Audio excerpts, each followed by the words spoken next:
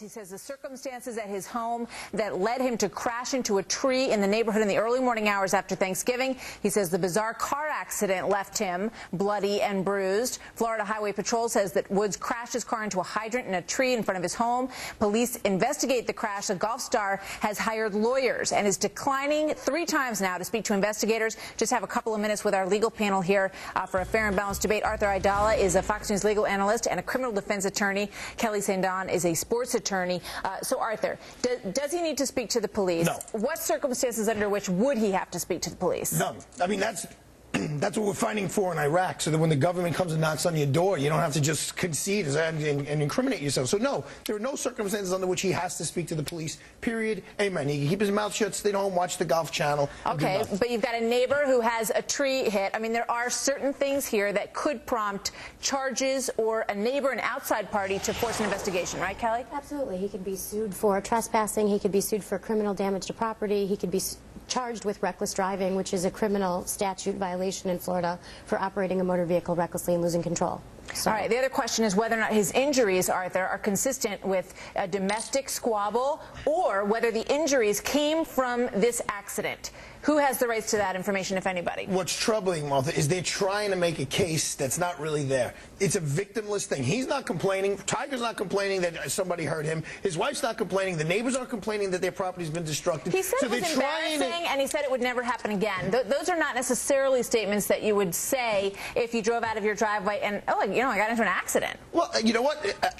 Maybe it would be, Martha, if you backed out of your driveway and you hit the hydrant by mistake or because you were troubled, you just had a fight. Someone just had a fight with their spouse and they were nervous and they ran into...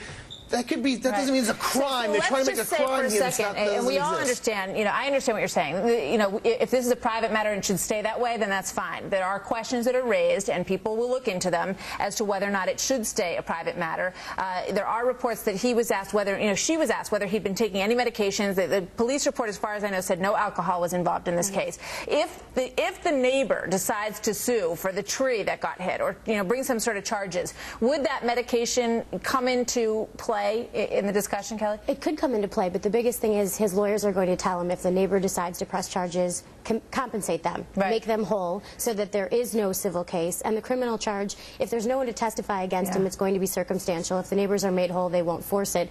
And for the weight of investigation into his privacy versus the damage done, I don't think they're going to get his medical records in. So I guess, Arthur, it comes down to whether or not the neighbor is looking for some money, because there's a high probability that if that's the case, then there's going to be a settlement, and that will be that. I'm sure Tiger will pay for the tree and make a nice donation to his favorite charity. Again, this is great television. It's great for TMZ and the National Enquirer. Is there a crime here, Martha? Look at the stories we cover all the time. Just 20 seconds, Kelly. The other party in this who claims nothing ever happened, this woman, Rachel, you should tell. She says no affair was happening. He says no affair was happening. She's hired a lawyer, though, Gloria Allred.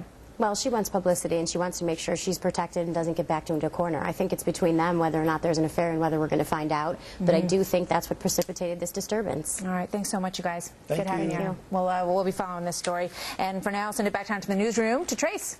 Well,